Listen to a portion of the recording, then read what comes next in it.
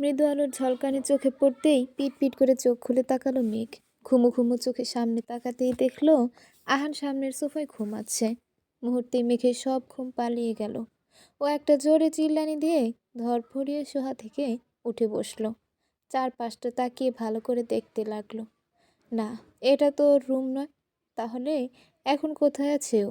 এখানে আসলোই বা কিভাবে? এসব ভাবতে না ভাবতেই কাল রাতে সব কথা আস্তে আস্তে মনে পড়ে গেল। আর এক রাশ বিষণ্ণতা এসে ওর মনে ভর করলো।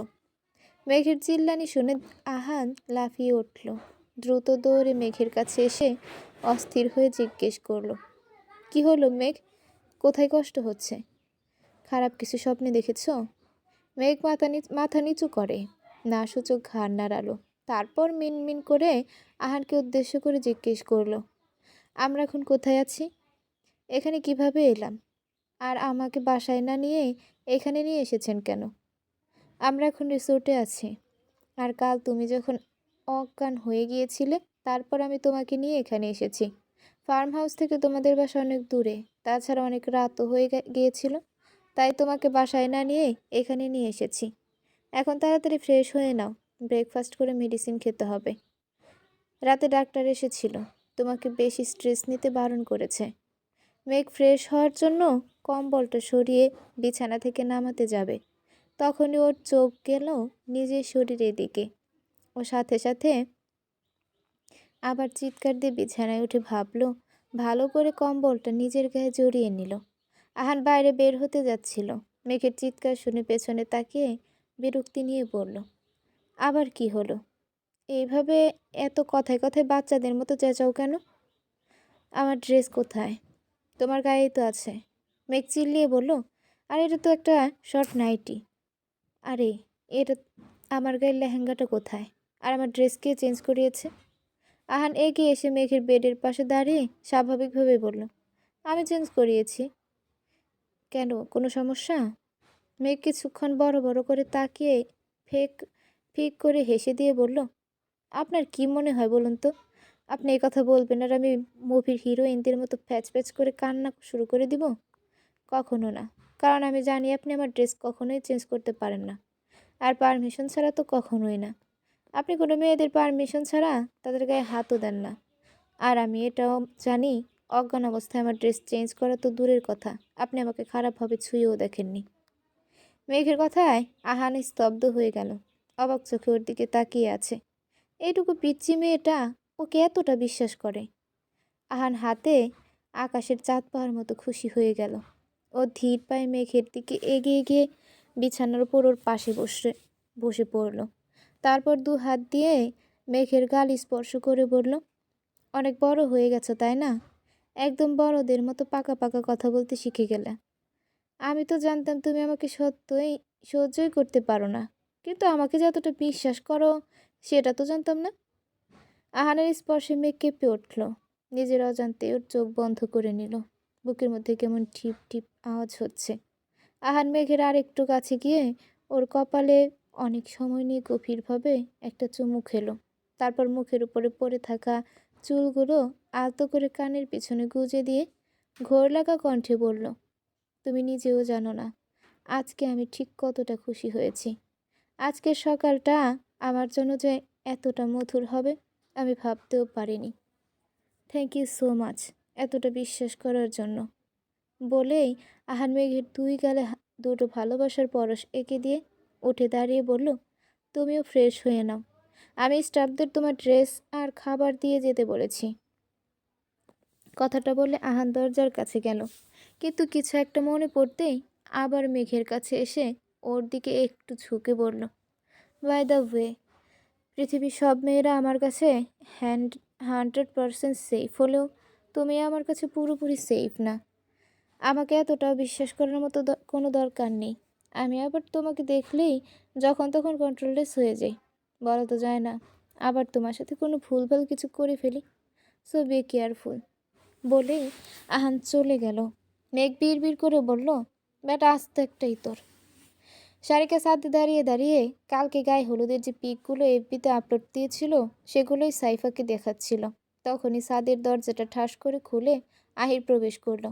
ওর চোখগুলো ভয়ঙ্কর লাল হয়ে আছে, চুলগুলো উস্কো খুস্কো দেখেই বোঝা যাচ্ছে সবেমাত্র ঘুম থেকে উঠে এখানে এসেছে। চেহারার ঘুমের রেশ এখনো কাটেনি। আহির সারিকার সামনে এসে কোনো কিছু না বলেই ঠাস করে ওর গালে একটা চড় মারল। সারিকা ছিটকে ওদের ছাদের উপর উপর হয়ে পড়ে গেল। আহির গিয়ে ওর হাত ধরে উঠিয়ে আবার আরেকটা চড় মারল। চড়টা খেয়ে সারিকা আবার পড়ে যেতে নিলেই আহির সারিকাকে ধরে ফেলল। তারপর ওর গাল জোরে চেপে ধরে দাঁতে দাঁত চেপে বলল, তোরা তো সাহস আসে কোথা থেকে? তোকে আমি কালকে এফবিতে পিক আপলোড দিতে বারণ করেছিলাম না? তাহলে কেন এই পিকগুলো আপলোড দিয়েছিস? সাইফা এক কোণায় দাঁড়িয়েই ভয়ে কাঁপছে। সারিকা ছটফট করছে গাল থেকে আহিরের হাত ছাড়ানোর জন্য। সারিকা বলল, ভাইয়া ছাড়ো প্লিজ, লাগছে আমার। লাগুক, আমার কথা অমান্য করার সময় মনে ছিল না? আমাকে রাগালে আমি তোর কী অবস্থা করব? সারিকা আহিরের হাতটা এক ঝটকায় ছাড়িয়ে ওকে ধাক্কা দিয়ে চেঁচিয়ে বলল, তোমার সাহস হয় কি করে আমাকে থাপ্পড় মারার? তুমি আমার গার্জিয়ান নাকি যে আমাকে তোমার সব কথা শুনতে হবে? সাইফা যত দোয়া পারতো সব মনে মনে পড়ে ফেলেছে। সারিকাকে এইভাবে কথা বলতে দেখে ভয়ে ওর হাত পা কাঁপছে। বিড়বিড় করে বলল, ওরে গাধি, বাঁচতে চাইলে মুখটা বন্ধ রাখ। এমনভাবে কথা বললে আহির ভাইয়া তোকে পিষে চ্যাপটা চিরা বানিয়ে দেবে। আল্লাহ আমার বুদ্ধিহীন বোনটাকে এ রাক্ষসের হাত থেকে বাঁচাও। সারিকা বলল, কয়েকটা পিক আপলোড দিয়েছি, তাতে কি এমন মহাভারত অশুদ্ধ হয়ে গেছে শুনি যে তুমি আমার সাথে এইরকম বিহেভ করছো? মিস্টার সাফওয়ান সিজাত, আহির, তুমি আমার কোনো ব্যাপারে যদি কখনো নাক গলিয়েছ তাহলে কিন্তু খুব খারাপ হয়ে যাবে বলে দিলাম। আচ্ছা তাই নাকি? তা কি খারাপ করবি তুই আমার? আমি তোর সামনেই দাঁড়িয়ে আছি, সাহস থাকলে কি করবি করে দেখা। আর কয়েকটা পিক আপলোড দিয়েছিস, তাতে কি হয়েছে তাই না? দাঁড়া, দেখাচ্ছি কি হয়েছে। বলে আহির নিজের ফোনটা অন করে সারিকা রাইট দিতে ঢুকলো। তারপর কালকের পিকগুলোর কমেন্ট বক্সে ঢুকে একটা করে কমেন্ট পড়তে লাগলো। এক একজন এক এক ধরনের কমেন্ট করেছে। তার মধ্যে ছেলেরাই বেশি।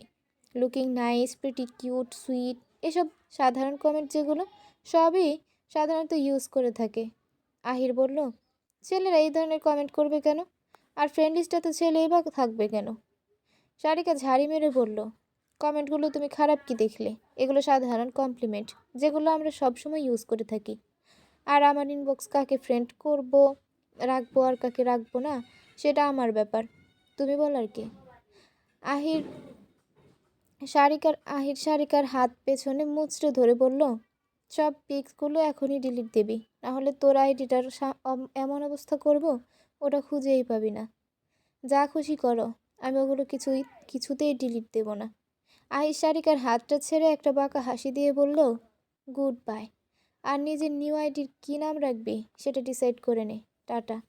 বলে আহির নিচে চলে গেল। সাইফা সারিকার কাছে এসে বলল, ওই গাধি, কী করলে এটা? এবার তোর আইডিকে কেউ বাঁচাতে পারবে না, ওটা আজকে গেল। আরে ছাড় তো, ওই লুজার আবার কি করবে? এরা শুধু মুখে বড় বড় কথা বলতে পারে, কাজের বেলায় খেচ্চু। সাইফা সারিকার মাথার পেছনে একটা থাপ্পড় মেরে বলল, ওরে সাগেওল, আহির ভাইয়াকে এখনো চিনতে পারলি না? ভাইয়া যা বলে তাই করে দেখায়। আজকে তোর আইডির বিসর্জন হবে। কালকে তোকে কতবার বারণ করেছিলাম পিকগুলো আপলোড না দেওয়ার জন্য, কিন্তু তুই তো আমার কোনো কথাই শুনলি না। এবার মজা বোঝ। Shut up. একদম ওই আহিরের বাচ্চার চামচেগিরি করবি না। ব্যাস, দুইজন সব কাজ ভুলে আবার ঝগড়ার কাজে লেগে গেল। মেঘ ওয়াশরুম থেকে বের হতেই দেখলো আলিশা বেডের উপরে বসে আছে। ও অবাক হয়ে আলিশার কাছে গিয়ে জিজ্ঞেস করলো, আপু তুমি কখন আসলে? আলিশা মুচকি একটা হাসি দিয়ে বলে ফেলল, কালকে রাতে এসেছি। কিন্তু কেন? তুমি বিয়েবাড়ি ছেড়ে এখানে কি করছো? আর তুমি কার সাথে এখানে এসেছো? হিয়ানের সাথে এসেছি।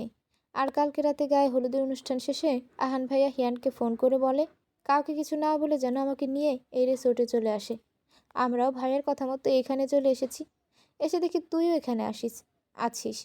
ভাইয়া আমাদের এখানে কেন আসতে বলেছে সেটা জিজ্ঞেস করায় ভাই আমাদের সবটা খুলে বলল। আর এটাও বলেছে যে সবাই যদি জানতে পারে তুই আহান ভাইয়ার সাথে আছিস তাহলে সবাই তোর নামে আজে বাজে কথা বলবে। তাই ভাইয়া ওইখানে মিহিরকে দিয়ে বলিয়েছে আমি আর তুই আমাদের বাড়িতে চলে গেছি, আর রাহান ভাইয়া আর হিয়ান ওদের নিজেদের বাড়িতে চলে গেছে। আলিশার কথা শুনে মেঘ অবাক হলো, মনে মনে বলল, এই লোকটা আমার সম্মানের কথা এতটা ভাবে।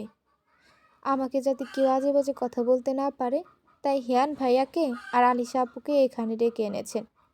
যে লোক মেয়েদের সম্মানের কথা এত ভাবে, তাকে আমি কেন পৃথিবীর কোনো মেয়ে চোখ বুজে বিশ্বাস করতে পারবে? দরজায় টোকা পড়তেই মেঘের ভাবনায় ছেদ ঘটল। দরজার ওপাশ থেকে একজন মেয়েলি কণ্ঠে বলল, may I come in ma'am? Alisha বলল, কাম ইন। পারমিশন পেয়েই একজন 25-26 বছরের মেয়ে রুমে প্রবেশ করলো। মেয়েটার হাতে একটা ফুড ট্রলি আর মুঠোর মধ্যে একটা শপিং ব্যাগ, গায়ে ইউনিফর্ম পরা। দেখেই বোঝা যাচ্ছে এই রিসোর্টের কোনো স্টাফ। মেয়েটা ফুড ট্রলিটা এক সাইডে রেখে মেঘের কাছে এসে হাতের ব্যাগটা মেঘের দিকে বাড়িয়ে দিয়ে ঠোঁটের কোণে মুচকি হাসি ঝুলিয়ে বেশ নর্মালভাবে বলল, you dress ma'am, dry clean করানো হয়েছে, এবার পড়তে পারেন। মেঘ মিষ্টি হেসে বলল, thank you so much. You are most welcome ma'am. আপনার শরীরের অবস্থা এখন কেমন ম্যাম? আগের থেকে একটু বেটার ফিল করছেন? যে আগের থেকে অনেকটা বেটার ফিল করছি। ওকে, টেক কেয়ার। আমি এখন আসছি। আপনার ব্রেকফাস্ট ওখানে রাখা আছে, খেয়ে নেবেন। Good day ma'am. বলে মেয়েটা যেতে নিলেই মেঘ পেছন থেকে ডাকলো। মেয়েটাকে মেয়েটি ওর কাছে এসে জিজ্ঞেস করলো, কিছু বলবেন ম্যাম? মেঘ একটু ইতস্তত করে বলল, না মানে আসলে বলতে চাইছিলাম যে কাল রাতে আমার ড্রেসটা কে চেঞ্জ করেছে? আমি করেছি ম্যাম। আসলে আপনার লেহেঙ্গাটা একদম হলুদ লেগে নোংরা হয়ে গিয়েছিল, তাই স্যার বলেন ওটা যাতে আমি চেঞ্জ করে ড্রাই ক্লিন করিয়ে দিই। কোনো সমস্যা হয়েছে? না না, সমস্যা নেই, জাস্ট এমনিতেই জিজ্ঞাসা করেছি। আপনি এখন আসতে পারেন। বলেই মেঘ জোরপূর্বক একটা হাসি দিল। মেয়েটিও ফর্মালিটিস বজায় রাখার জন্য একটা হাসি দিয়ে চলে গেল। মেয়েটি যেতে আলিশা এসে মেঘের কান টেনে দিয়ে বলল, তুই কি ভেবেছিস তোর ড্রেস আহান ভাইয়া চেঞ্জ করিয়েছে? মেঘ লাফাতে লাফাতে বলল, আহ আপি, কি করেছো? লাগছে তো। বিশ্বাস করো, আমি আগেই জানতাম উনি এই ড্রেসটা চেঞ্জ করাননি। তাও মনে একটা কিউরিসিটি ছিল, সেটা দূর করার জন্যই প্রশ্নটা করলাম। মেরে তোর কিউরিসিটি ছুটিয়ে দেব। সারা রাত বসে বসে ছেলেটা ওনার সেবা করে গেছেন, আর উনি কিউরিসিটি দূর করছে। জানিস ভাইয়া সারা রাত ঘুমায়নি। আমি ফজরের নামাজ পড়তে উঠেছিলাম, এখানে এসে দেখি আহান ভাইয়া তোর মাথায় হাত বুলিয়ে দিচ্ছে। আমি জোর করে ভাইয়াকে সোফায় নিয়ে শুইয়ে দিয়েছি। বলেছি ভাইয়া যতক্ষণ না উঠবে আমি তোর কাছে থাকবো। তারপর উনি একটু ঘুমিয়েছেন। আর তুই কি করছিস? ভাইয়াকে সন্দেহ করছিস? আর ওনার যদি তোর সাথে উল্টোপাল্টা কিছু করারই হতো, তাহলে আমাদের ফোন করে এখানে রাখতো না। বুঝেছিস গাধি? হ্যাঁ হ্যাঁ, বুঝে গেছি। আমার কানটা ছাড়ো প্লিজ। ওটা ছিঁড়ে গেলে আমার আর বিয়ে হবে না। তুমি জীবনেও খালামণি ডাক শুনতে পাবে না। আর তোমারও বিয়ে হবে না। লোকে বলবে এই ধরনের দাজ্জাল মেয়েকে জীবনেও বাড়ির বউ বানাবো না। যেই মেয়ে উদ্বিগ্নদের কান ছিঁড়ে দেয়, সেই মেয়ে না জানি শাশুড়ির কী অবস্থা করবে। মেঘের কথা শুনে আলিশা ফিক করে হেসে দিল। মেঘ এতক্ষণ কী সব আজাইরা কথা বলেছে সেটা মনে পড়তেই ও হেসে দিল। মেঘ, আলিশা, হিয়ান, আহান রুমে বসে একসাথে ব্রেকফাস্ট করে। 9টার দিকে রিসোর্ট চেক আউট করে বেরিয়ে পড়ল। হিয়ান আর আলিশা ওদের গাড়ি নিয়ে চলে গেল। মেঘ আহানের সাথে ওর গাড়িতে করে রওনা দিল। 10:30টার দিকে ওরা ফার্ম হাউসে পৌঁছে গেল।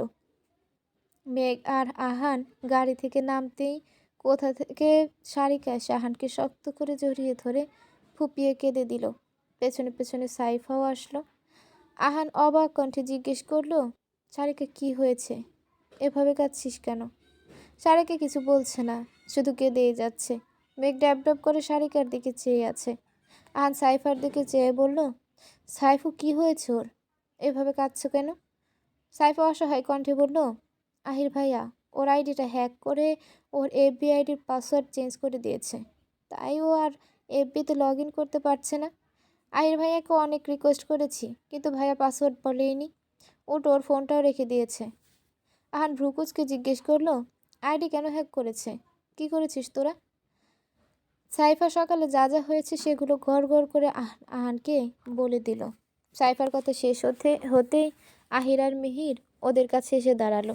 আহির সাইফাকে উদ্দেশ্য করে বলল, ওরে চুকলি খোর ব্রো, আসতে না আসতেই আমার নামে চুকলি শুরু করে দিয়েছিস। তার আগে ওরটা নিয়েছি, এবার তোরটাও নেব।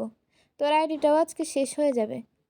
আহিরের কথা শুনে সাইফা আহিরের কাছে গিয়ে ওর কাল দুটো টেনে দিয়ে একটা ক্যাবলাকান্ত মার্কা হাসি দিয়ে বলল, আমার কিউট ভাইয়াটা, তুই জানিস আমি তোকে কতটা ভালোবাসি। বিশ্বাস কর, আমি তোর নামে একদম চুক্তি করছিলাম না। আমি কি তোর নামে চুক্তি করতে পারি বল? আমি তো সবসময় সবার কাছে তোর নামে প্রশংসা করি।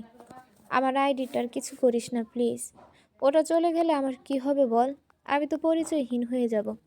সারিকা কাঁদতে কাঁদতে আহানকে উদ্দেশ্য করে বলল, দেখেছো ভাইয়া কি পাল্টিবাজ মেয়ে একটা, সেকেন্ডে সেকেন্ডে টিকটিকির মতো রং পাল্টায়।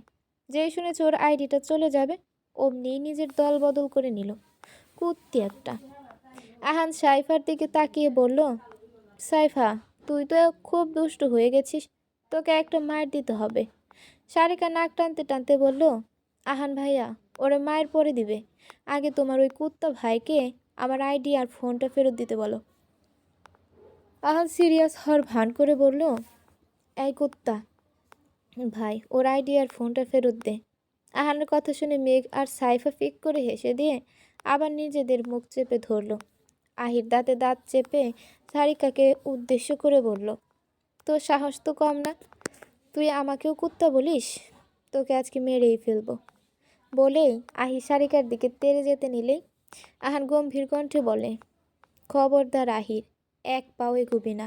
তোরা যেমন মেঘকে কেউ কিছু বললে রেগে যাস, তেমনি সারিকা, সাইফা, হিমা, আনিশা, দিশা ওরাও কিন্তু আমার বোন। ওদের কেউ কিছু বললে আমিও কিন্তু তোদের ছেড়ে দিব না, এমনকি আমার ভাইয়েরা হলেও না। চুপচাপ ওর ফোনটা ফেরত দে। নো ওয়ে ব্রো, ও আমার কথার অমান্য করার সাহস দেখিয়েছে। আইডিটা তো কিছুতেই পাবে না, পৃথিবী উল্টে গেলেও না। তুমি প্লিজ এই বিষয়ে কোনো কথা বলবে না, আর বললেও আমি শুনবো না। ওকে কোনো ব্যাপার না, তুই আমার কথা শুনবি না তো? শুনতে হবে না। তুই যদি শারিকের ফোন আর আইডিটা ফেরত না দিস, তাহলে আমি তোর আইডিটাও হ্যাক করব। আমার চেনা জানা অনেক হ্যাকার আছে, যাদের তোর মতো পুচকে হ্যাকারের আইডি হ্যাক করতে মাত্র 5 মিনিট লাগবে। তখন কেমন হবে বলতো? বলে আহান পকেট থেকে নিজের ফোনটা বের করলো। আহির গিয়ে সারিকাকে টান দিয়ে আহানের থেকে ছাড়িয়ে এনে নিজের দিকে ঘুরিয়ে পকেট থেকে সারিকার ফোনটা বের করে ওর হাতে ধরিয়ে দিয়ে বলল, এই নে তোর ফোন। খুব বড় একটা ভুল করলি, আজকে না হয় ব্রোয়ের জন্য বেঁচে গেলি, কিন্তু এরপর থেকে তোকে আমার হাত থেকে কে বাঁচাবে? সারিকা আহেরের হাতটা ঝাড়া দিয়ে ছাড়িয়ে বলল, তুমি আমার কিচ্ছু করতে পারবে না। এইসব হুমকি গিয়ে অন্য কাউকে দিয়ে দাও, সরো সামনে থেকে। অ্যান্ড বাই দ্য ওয়ে, পাঁচটা বলো।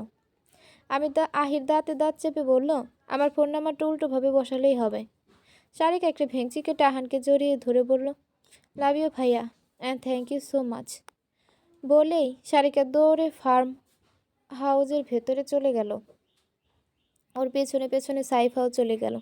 দুই বোনের যাওয়ার দিকে তাকিয়ে আহান মুচকি হেসে দিল। আহির আহানের দিকে তাকিয়ে এর আগে ফুসফুস করতে করতে চলে গেল। আহান ড্রাইভিং করছে, ওর পাশের সিটে মেঘ বিষণ্ণ মনে বসে আছে। মেঘদের বাসার সামনে এসে আহান গাড়িটা থামালো। মেঘ কিছু না বলে চুপচাপ গাড়ির দরজা খুলে নেমে যেতে লাগলো। আহান মেঘের হাতটা টেনে ধরে এনে নিজের বুকের সাথে মেঘের পিঠটা মিশিয়ে ফেললো। তারপর ওর ঘাড়ে মুখ গুছল। লোভ হয়ে যে আহান পড়ল, কি হয়েছে মেঘপরি? মুখটা এভাবে কালো করে রেখেছো কেন? মেঘের চোখ দিয়ে 2 ফোঁটা পানি গড়িয়ে পড়ল। ও কান্নাজড়িত কণ্ঠে পড়ল, এইসব কিছু আমার জন্য হয়েছে। আপনি আমার জন্য এতটা হার্ট হয়েছেন, কিন্তু বিশ্বাস করুন আমি বুঝতেই পারিনি আমার সামান্য একটা কথায় এত বড় ঝামেলা হয়ে যাবে। আহান শক্ত করে মেঘকে নিজের বাহুবন্ধনে আবদ্ধ করে বলল, সব কিছুর জন্য নিজেকে দোষ দেওয়াটা বন্ধ করো মেঘ। তোমার জন্য কিচ্ছু হয়নি, যা করেছে ওই 3rd ক্লাস মেয়েটা করেছে। তোমার এতে কোনো দোষ নেই। ফ্ল্যাশব্যাক। আহির চলে যাওয়ার পর মিহিরও ওর পেছনে পেছনে চলে গেল। আহান আর মেঘ বাসার ভেতরে গেল। ড্রয়িং রুমে ঢুকতেই মেঘের চোখ গেল ড্রয়িং রুমের সোফার উপর। সেখানে জেরিন সোফার সাথে হেলান দিয়ে বসে আছে। ওর সারা গায়ে লাল র্যাশ পড়ে গেছে, চোখের নিচে কালো দাগ পড়েছে, চুলগুলো উস্কো খুস্কো, চেহারায় ক্লান্তির ছাপ স্পষ্ট। পাশেই জেরিনের মা বসে বসে জেরিনকে ব্রেড খাইয়ে দিচ্ছে। জেরিনকে এমন অবস্থায় দেখে মেঘ অবাক হয়ে গেল। যে মেয়েটা কাল অবধি ঠিকঠাক ছিল, আজকে কি এমন হলো যাতে সেই মেয়েটাকে এতটা বিষণ্ণ লাগছে।